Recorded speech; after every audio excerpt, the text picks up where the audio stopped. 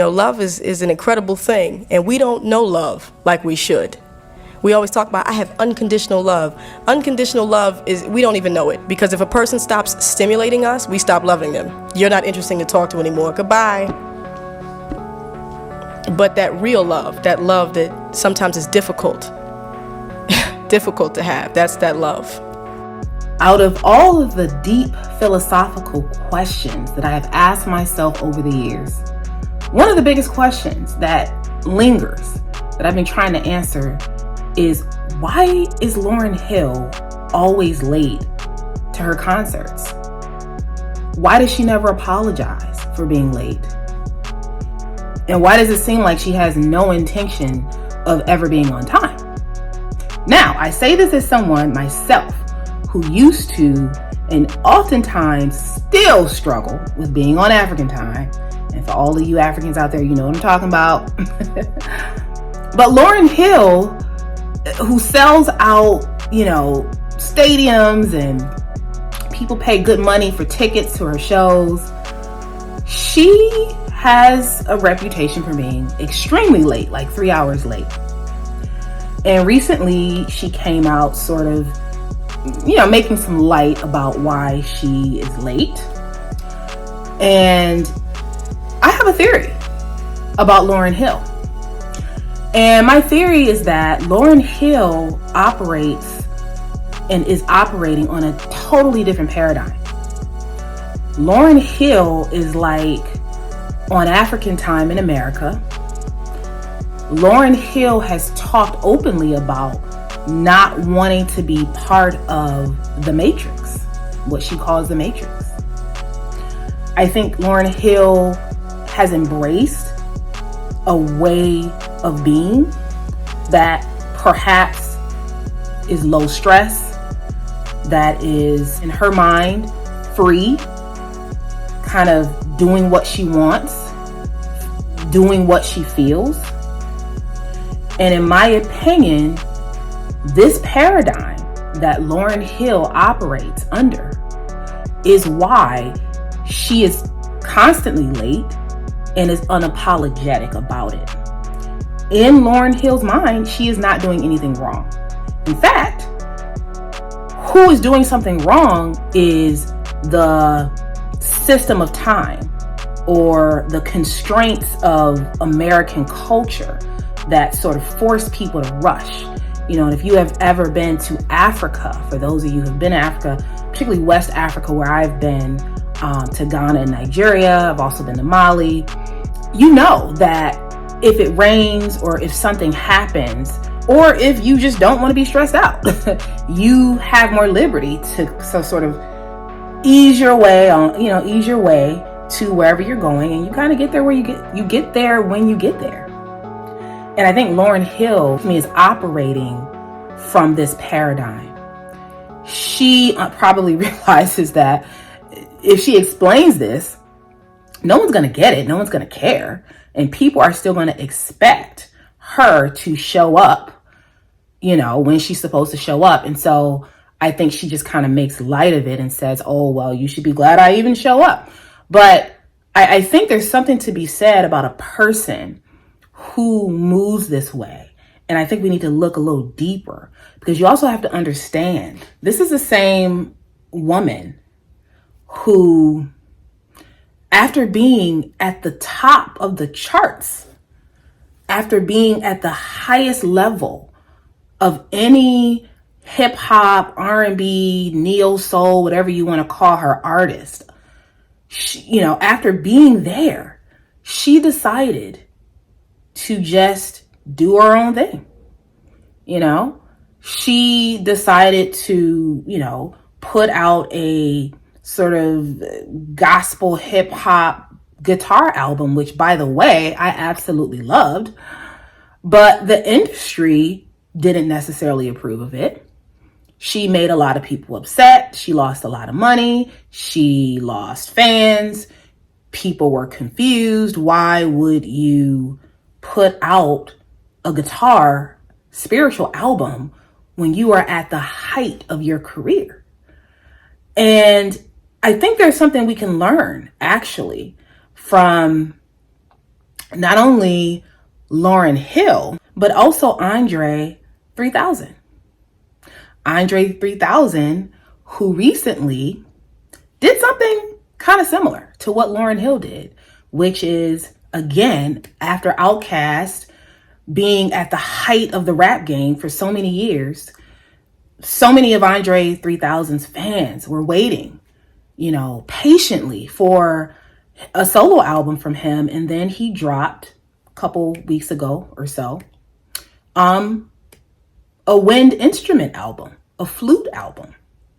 And if I'm honest, I was a little disappointed because André 3000 is one of my top favorite rappers.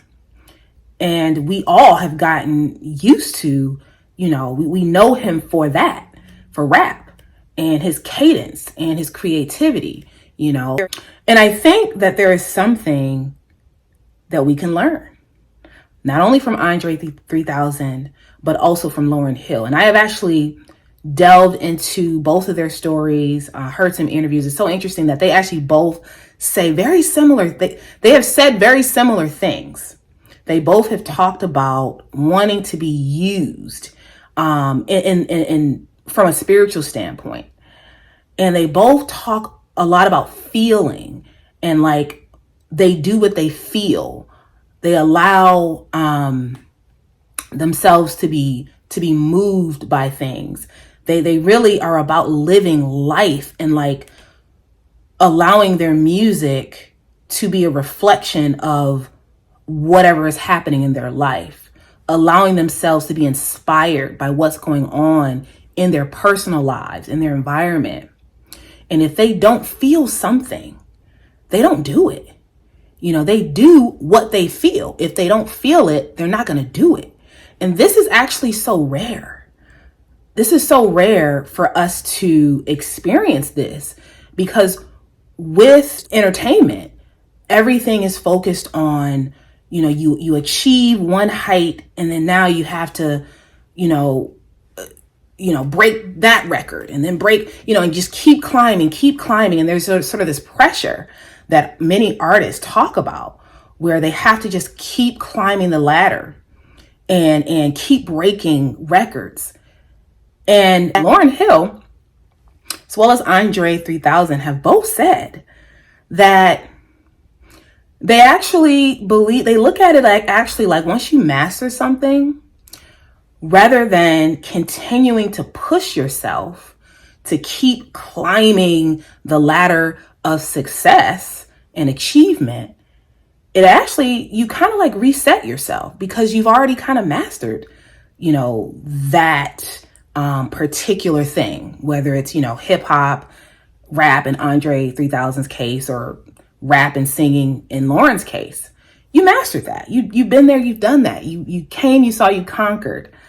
And so they actually view life a lot different, where for them, they believe that now it's like success to them is not linear, but it's like, it's like hills and there's highs and lows, right? Or there's hills and valleys, or however you want to look at it. And I thought that this was just so interesting in such a great way that they explained success. That for them, success is not about this, you got to reach the top and then get even higher than that. But it's like you reach the top and then there's nowhere to go but down.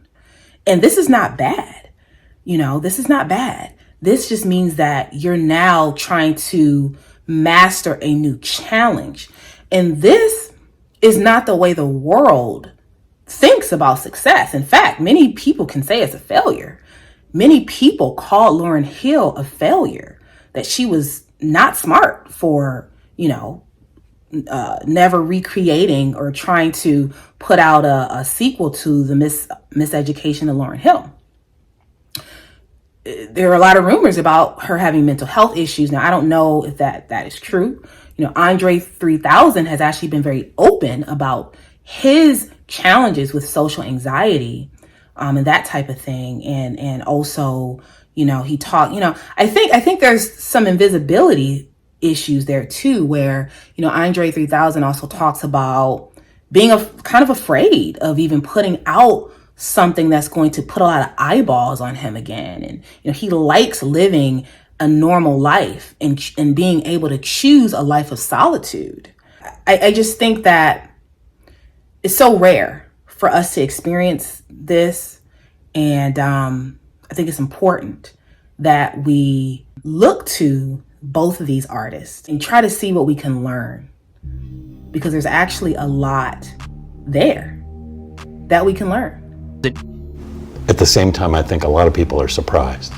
Yeah, I would be surprised too. Like, the feedback has been, it's been funny, it's been like hilarious, like people, and the one thing that I don't like that people are angry about something, as if it was like I was trying to do a switcheroo. That's why we made it a point to let people know what it was. Like, I'm telling people, even on the artwork, it says no bars, so I'm letting you know, this is what it is. So I don't like that people are upset a little bit about it. What do you think they're upset about? If I were waiting for a thing for 17 years, a certain thing that I'm looking for, and something else shows up, I would probably be upset too. You've said, I think, that you at one point felt disconnected from rap. You have to be doing something to be a rapper. You got to be rapping. Yeah. I haven't been rapping. Like, I don't hang around the studio. I don't sit and try to rap every day. So it's just not even a lifestyle. Like when I was younger, and that's all I did when I was younger, and especially like starting out ground zero at the dungeon. Like, hey everyone, I wanted to make a few additional points, and I'm actually on my way to my business program. This is the last evening, well, unless I advance. So I'm going to be doing my pitch tonight, and if I do a good job and I advance, then it won't be my last night. But I'll be coming back to you with a lot of things about that, you guys. This has been a great experience, but definitely I've been struggling to keep up, definitely needing grace as it relates to that. So, and I apologize for any white noise you hear right now. I have the heat on in the car. But, someone recently reminded me that I could have my old life back of being an invisible woman. All I have to do is stop making content, stop making YouTube videos, stop,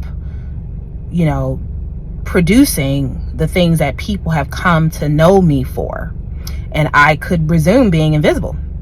And so this is something I wanted to also add in terms of why Lauryn Hill and now André 3000 have kind of seemed to have gone off the grid. They've been off the grid, and even when they re-emerged, they are still in many ways kind of off the grid. I've come to realize that success in America is a lot about production, this need to produce, keep producing. And when you're not producing, oftentimes, to some, not to all, to some, you are invisible. And I think this is worthy of a further examination.